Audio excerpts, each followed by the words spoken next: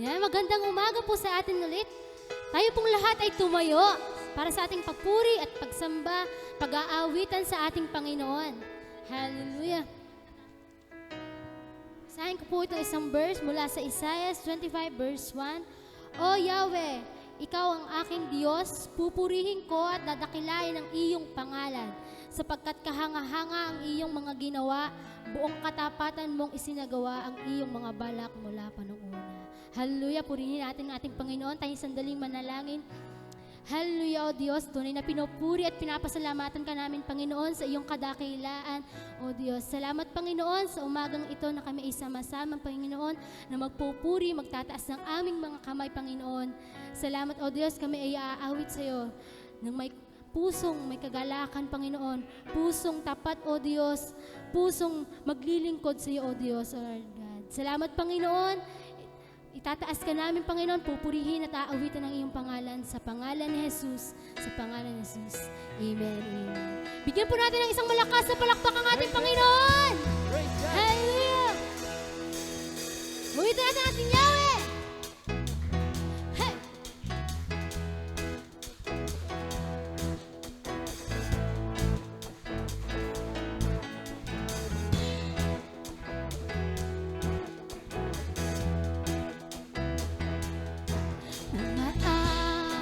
Nagpupuri, nagdiriwang ang lahat.